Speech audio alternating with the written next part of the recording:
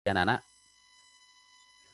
Arahang sama sambudo bagawa buddhang bhagawantang abhiwademi swakato bhagawata dhammo dhammang nakmasami supatipanno bhagavato sawaka sangho sanghang nakmami. Semoga pembelajaran agama Buddha pada hari ini, yaitu kami siswa kelas 6A dan 6B Sekolah Dian Bangsa, dapat memahami materi hari ini dengan baik, yaitu materi meditasi. Semoga kami memperoleh pengetahuan baru dan kami dapat mempraktekkan dalam rutinitas kami sehari-hari. Sabi sata bantu sukatata, semoga semua makhluk hidup berbahagia. Sadu, sadu, sadu. Ya, terima kasih anak-anak yang sudah meluangkan waktu untuk berdoa mengawali pembelajaran kita pada hari ini. Baik, saya langsung share screen tanpa membuang-buang waktu ya. Jadi ini share screen-nya. Apakah sudah nampak di tempat kalian anak-anak apa yang saya share screen kan? Sudah. Sudah, baik. Udah. Ya, baik, terima kasih. Minggu lalu kalian sudah mencatat materi tentang meditasi, tetapi belum diberi penjelasan. Nah, sekarang ini Bapak mau memberikan penjelasan. Kewajiban Bapak sebagai guru, sebagai pendidik, tidak hanya memberi kalian catatan, ya, tetapi kami juga sebagai guru harus memberi penjelasan, yang mana diharapkan dengan memberi penjelasan ini kalian semakin paham. Semakin paham. Setelah semakin paham, kalian bisa memahami dengan baik dan dapat mengingat, selalu mempraktekkan dalam rutinitas sehari-hari. Materi kita pada hari ini cukup menarik. Ini adalah sering kita lakukan, terutama kalau kita sedang melakukan kebaktian, melakukan puja bakti di wihara.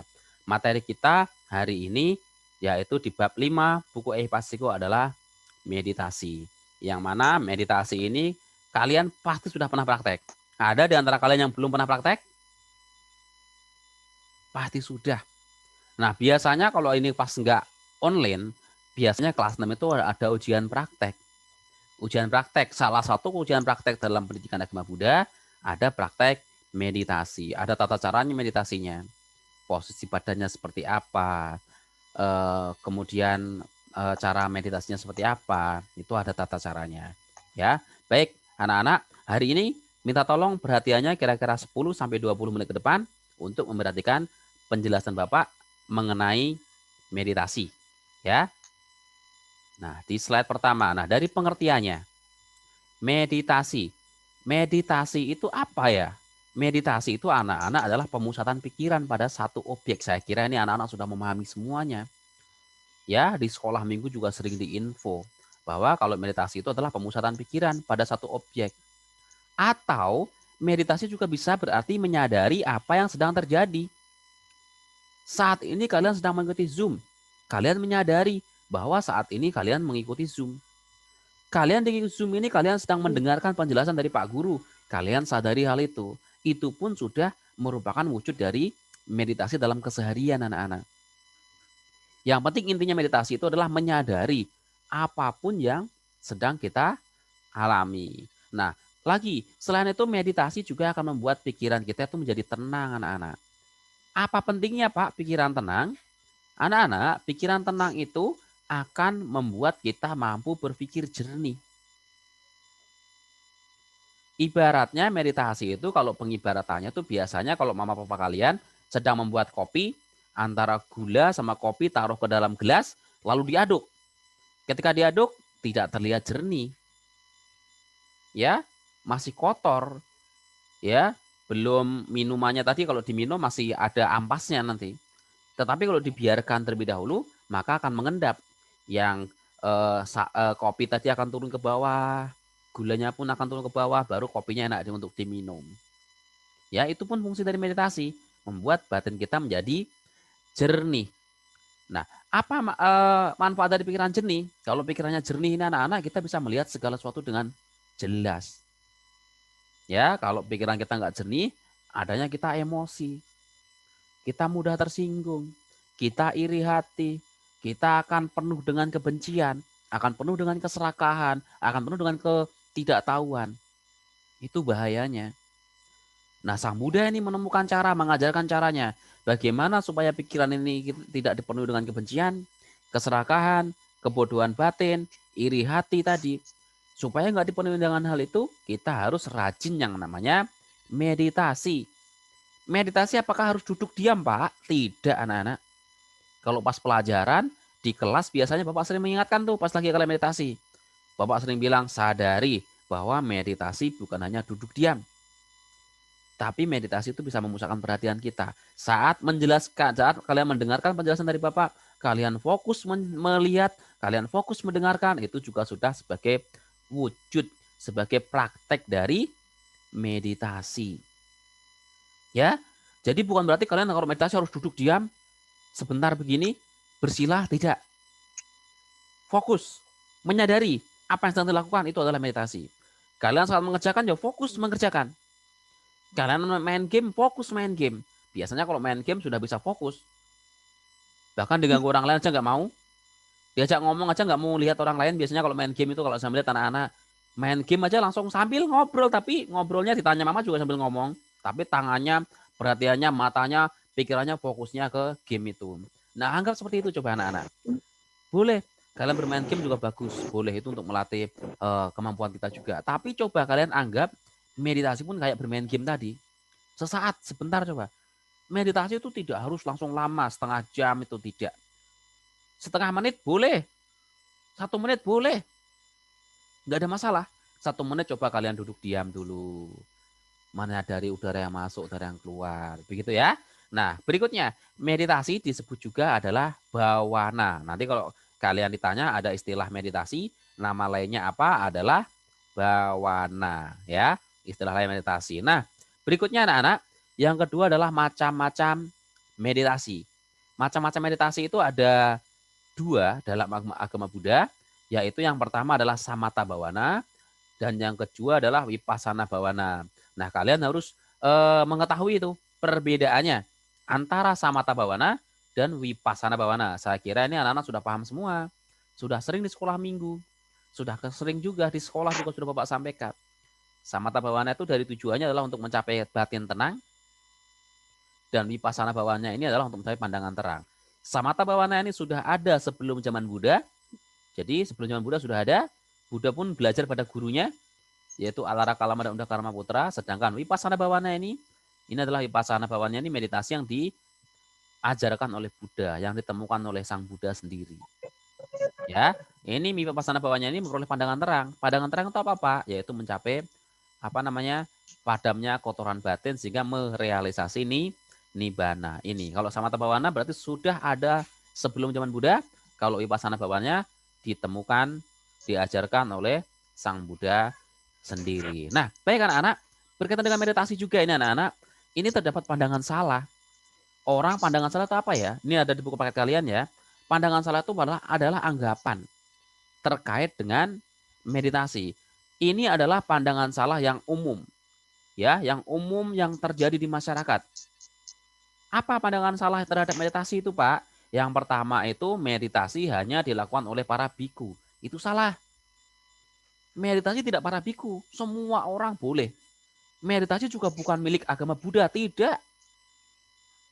Meditasi itu hanya ciri khas agama Buddha. Meditasi, cinta kasih, itu adalah ciri khas agama Buddha. Tetapi yang namanya meditasi tidak milik agama Buddha. Tidak milik umat Buddha saja. Semua orang boleh melakukan meditasi. Sekarang ini kalau Bapak memberitahu di abad 21 ini, meditasi itu sekarang sedang ngetren anak-anak. Ngetrennya bukan di Indonesia. Di Indonesia masih biasa saja. Di Asia masih biasa saja. Ngetrennya di Eropa, di Amerika, di Australia, di Paris, di Jerman, di Jepang. Meditasi itu sudah menjadi hal yang sangat menarik. Ya, itu membuat seseorang yang awalnya kurang tenang bisa dengan meditasi dengan tenang. Orang yang sulit tidur bisa menjadi lebih gampang tidurnya. Bahkan para tim medis pun sering menyarankan kepada pasiennya untuk bermeditasi.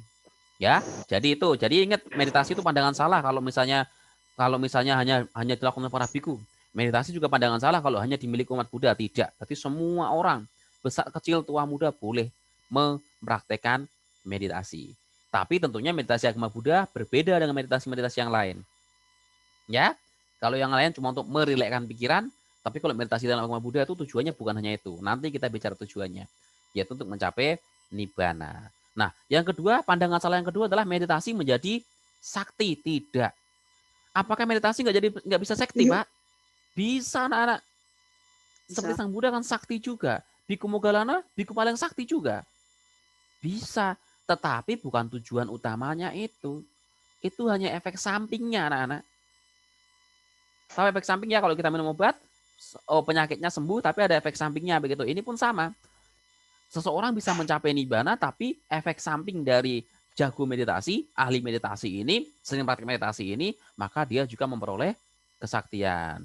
Meditasi sulit dilakukan? Tidak. Tadi yang saya katakan, meditasi itu bukan harus duduk diam. Kalian saat ini pun bisa bermeditasi dengan memperhatikan yang disampaikan oleh Bapak dan Ibu Guru.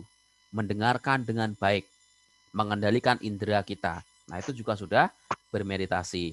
Meditasi sudah kuno? Tidak. Justru tadi yang saya infokan di awal, saat ini di abad 21 ini, meditasi sudah mulai pesat perkembangannya, sudah menjadi tren dan familiar di negara-negara maju seperti Eropa, Jepang, Australia, Amerika, Jerman, itu. Mereka sudah praktek meditasi, sudah menjadi kebutuhan pokok. Di Indonesia sendiri memang iya, masih sangat kecil sekali. Meditasi masih dianggap hal yang membosankan. Ya, tetapi di negara lain, di belahan bumi yang lain, di tempat yang maju, hal itu malah menjadi suatu hal yang bagus, positif, yang ngetren.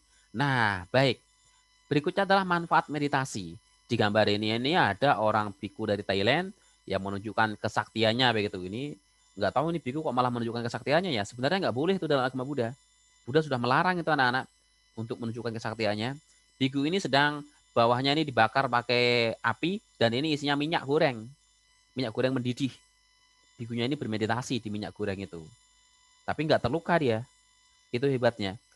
Nah, tapi harusnya nggak boleh. Memang ketika orang ahli meditasi, jago meditasi, sering meditasi, kesaktian seperti itu ada. Tadi kan saya katakan sebagai efek sampingnya itu, bukan tujuannya. Tapi biku tersebut menunjukkan kesaktiannya. Kalau biku-biku Thailand memang banyak yang seperti itu anak-anak. Banyak yang pada hebat-hebat karena mereka gemar bermeditasi di Thailand. Ya, nah manfaat umum dari meditasi itu adalah hidupnya bahagia. Kenapa bahagia? Karena sudah nggak ada kebenciannya pikirannya, nggak ada irinya, nggak ada keserakahannya, jadi bahagia. Membuat rileks dan sehat, ya jelas. Kalau sudah nggak ada kebencian, sudah nggak ada keserakahan, ya apa yang membuat pikiran jadi tegang? Kan kita menjadi rileks, kita menjadi sakit itu karena kalau pikiran kita tegang anak-anak. Pikiran kita ini panik, pikiran kita stres, mudah sekali tubuh kita ini lemah, sakit. Tapi kalau kita gemar bermeditasi, pikiran selalu rileks, stabil, organ-organ tubuh kita pun sama, saraf-saraf kita pun stabil. Nah, maka kita tuh tubuhnya selalu rileks dan pasti akan tidak gampang yang namanya terserang penyakit. Kemudian sebagai pelajar ini sangat penting nomor 3, meningkatkan daya perhatian. Ini menguatkan ingatan. Nah, di sini kan banyak siswa yang hebat-hebat di kelas 6 ini. Ada yang juara 1 terus pastinya kan. Nah, itu harus punya ingatan yang kuat. Mungkin di antara kalian ada yang sering lupa.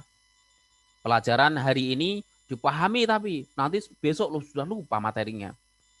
Biasanya seperti itu kalau siswa. Hari ini sudah dipahami, udah hebat ini, udah mengetahui. Besok lupa. Atau sedang ulangan. Semalam, hari ini ada ulangan ya. Malam dipelajari udah ingat semua. Tanya jawab semua, ingat semua. Tapi ketika mengerjakan ulangan, waduh lupa. Lupanya banyak lagi, enggak hanya cuma satu nomor. Nah itu. Makanya itu harus dilatih dengan bermeditasi. Kemudian lebih terkendali dalam segala hal maupun inderanya. Indera itu panca kita anak-anak. Mata lebih terkendali, telinga dan sebagainya juga lebih terkendali, itu praktek dari meditasi. Jadi manfaatnya itu minimum itu paling biasa, manfaat biasa. Tapi kalau kita mau mempraktekkan terus, pasti akan banyak manfaatnya. Salah satunya juga kesaktian ini. Membaca pikiran makhluk lain, bisa. Itu diturunkan Sang Buddha. Yang namanya dibacaku, dibasota, mendengar dari alam-alam lain, mendengar pembicaraan orang lain tanpa harus ketemu, bisa juga itu. Kalau zaman sekarang ada yang namanya dunia disadap itu kan, bisa juga dengan teknologi WA Wirya disadap orang lain bisa. Tapi kalau orang dengan meditasi tidak perlu pakai alat, seperti Sang Buddha sendiri bisa mendengar, bukan hanya dari Wirya, bahkan dari alam yang lain, dari alam neraka bisa mendengarkan. Ya, itu kemampuan dari praktek meditasi. Jangan hanya percaya, buktikan. Seperti ajaran Sang Buddha. Kalau nggak dibuktikan, tidak akan mengerti. Nah, baik. Sekarang yang kedua, yang berikutnya adalah tujuan utama dari meditasi. Tujuan utama meditasi itu bukan untuk menjadi sakti anak-anak, ya, tapi tujuannya adalah ini. Tujuan utamanya itu adalah ini anak-anak. Tujuan tertinggi dari meditasi itu menjadi cerah. Ketenangan ini juga menjadi tujuan, kebahagiaan juga tujuan, kebijaksanaan juga tujuan. Tapi yang paling utama adalah mencapai cerah. Cerah itu mencapai penerangan sempurna. Bukan menjadi sakti. Menjadi sakti hanyalah sebagai efek samping saja. Efek samping itu ya kalau kita mau manfaatkan ya bisa, tidak dimanfaatkan pun tidak merugikan. Ya, kalau dalam riwayat hidup para Buddha, Sang Buddha Gautama pun sering menggunakan kesaktiannya. Salah satunya kesaktiannya yang digunakan adalah terbang. Terbang ke angkasa, kemudian ketika terbang itu mengeluarkan api dari sebelah atas, dari pusar ke atas mengeluarkan api, dari pusar ke bawah mengeluarkan air. Atau kebalik ya, saya lupa itu. Dari pusar ke bawah api, pusar ke atas air, kayaknya seperti itu. Itu juga sering ditampilkan dalam cerita. Ya, itu adalah kesaktian yang diperoleh Buddha Gautama dari praktek meditasi juga. Itu tujuan utamanya ya, untuk mencapai apa tadi namanya, kecerahan. Faktor-faktor pendukung keberhasilan meditasi. Apa saja ya faktor-faktor pendukungnya? Faktor pendukungnya itu anak-anak dari praktek meditasi itu yang utama adalah sila dan disiplin. Nih, kita tuh satu harus memiliki sila yang baik. Yang kedua harus disiplin. Disiplin apa, Pak? Disiplin untuk mempraktekkan. Kan kalian sudah punya sila yang baik, punya perilaku yang baik. Tidak membunuh, tidak mencuri, tidak asusila, tidak berbohong, tidak memabukkan. Nah, selain itu kalian sudah bertekad, oh iya, saya setiap jam 5 pagi mau meditasi lah. Oh iya, saya setiap mau tidur, saya mau meditasi dulu lah. Misalnya begitu ya. Nah, ketika kalian sudah membuat tekad itu, ya harus disiplin. Apapun yang terjadi, ketika sebelum tidur, saya harus meditasi dulu, walaupun cuma 1 menit, walaupun cuma 5 menit, saya harus meditasi. Nah, itu disiplin. Biasanya itu yang sulit anak-anak. Betul memang, Bapak juga sudah mempraktekkan. Sulit. Bapak juga sudah komitmen misalnya sebelum mau tidur saya mau meditasi lah 1 menit, 2 menit. Tapi kenyataannya dalam prakteknya ini saya sendiri alami, tapi kalian nggak boleh mencontoh ya. Memang saya alami begitu, mau tidur, aduh capek badannya, nggak udahlah meditasinya lewat aja, nggak jadi. Nah, itu kan sulit kan? Padahal tadi saya udah bertekad loh, saya udah bertekad pokoknya saya mau tidur itu harus meditasi dulu. 1 menit atau 5 menit lah. Tapi dalam prakteknya sangat sulit sekali. Nah, semoga kalian bisa mempraktekkan gitu. Jadi yang diperlukan adalah disiplin moral, sila, dan disiplin waktu tadi. Kenapa kok orang kalau mau meditasi harus banyak silanya yang bagus? Karena kalau dia nggak memiliki sila yang bagus, dia akan nggak bisa konsentrasi anak-anak. Contohnya, misalnya ada seseorang yang habis mencuri. Dia suruh meditasi, bisa mata terpejam begini. Tapi pikirannya nggak tenang anak-anak. Memikirkan terus, waduh tadi saya mencuri uang mama. Nanti kalau mama tiba-tiba mencari, bagaimana? Nah, selalu kepikiran itu terus. Sehingga pasti tidak bisa konsentrasi. Nah, 5 sila itu anak-anak, sila itu 5 sila. 5 sila itu merupakan pantangan yang bersifat pasif. Bersifat pasif itu maksudnya apa anak-anak? Maksudnya itu kita berpantang saja, tidak melakukan sesuatu. Ya, tetapi nanti lawannya 5 sila, pasangannya 5 sila itu adalah 5 dhamma. 5 dhamma itu berupa kewajiban yang bersifat aktif. Kewajiban itu berarti harus kita lakukan. Ya, harus kita lakukan. Nah, coba kita teruskan lagi sedikit. Sudah ada warning tinggal 10 menit. Nah, ini Pancasila. Pancasila itu saya kira kalian sudah hafal semuanya ya. Jadi ini tidak perlu dibahas untuk Pancasila. Sekali lagi, Pancasila itu bersifat pasif. Pasif artinya apa? Ini hanya menghindari. Menghindari. Kalian bisa mempraktekkan sila setiap saat. 24 jam bisa. Pasti di rumah kalian saat ini apalagi pandemi kalian bisa mempraktekkan ini. Pantang saja. Tetapi pantang saja nggak cukup anak-anak. Karena ini hanya bersifat pasif tadi saya katakan kan. Bersifat pasif. Hanya melakukan pantangan. Umat Buddha itu ingat inti ajaran Sang Buddha. Jangan berbuat jahat. Ini nggak berbuat jahat udah betul. Nggak berbuat jahat. Tapi ingat inti yang kedua. Tambahlah perbuatan baik itu yang belum. Ya, tidak berbuat jahat, betul sekali sudah bagus. Kalian di rumah saja, belajar online dan sebagainya, sudah sangat betul. Tidak berbuat jahat sudah sangat betul. Ya, tapi ingat, yang kedua tadi inti ajaran Sang Buddha, tambahlah perbuatan bajik. Nah, perbuatan bajiknya apa? Ini anak-anak. Jadi sila ke-1 tadi pantang membunuh. Berarti kalian harus menyayangi. Siapa? Semua makhluk. Yang kedua, pantang mencuri. Berarti kalian harus bersifat wajib untuk berderma.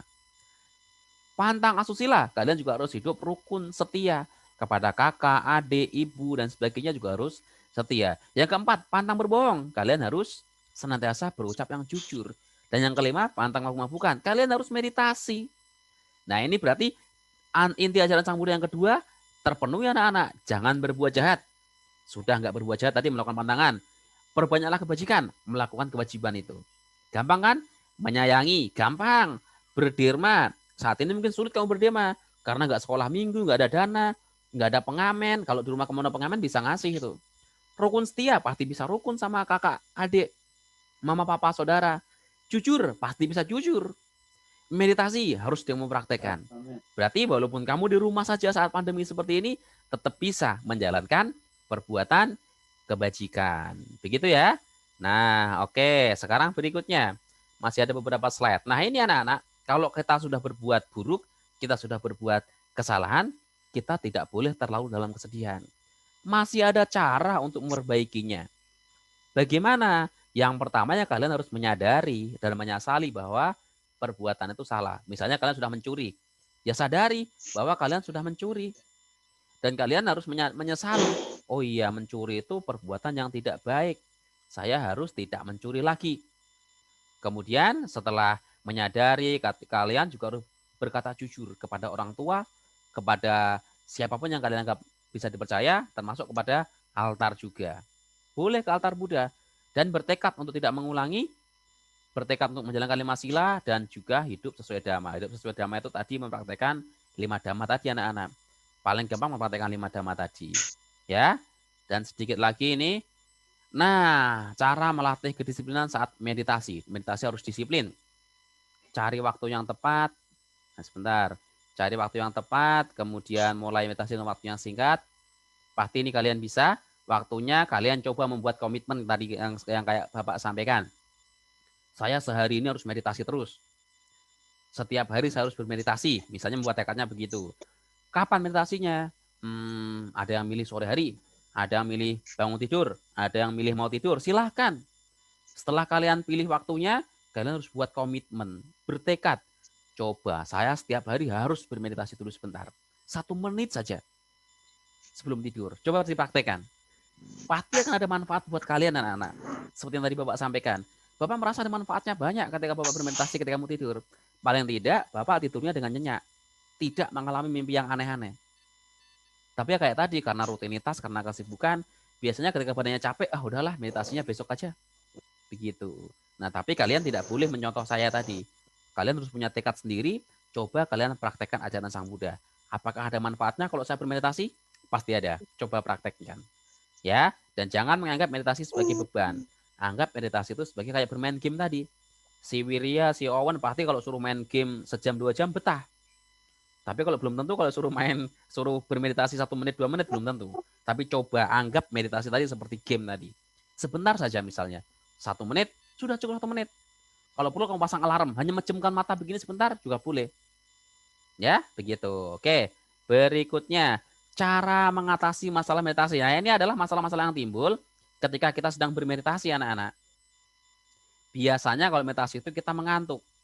Ya sudah, kita harus disuruh meditasi kalau pas ngantuk ya cuci muka. Nah, kalau meditasi tidak bisa konsentrasi, ya harus terus menyadari keluar masuknya nafas.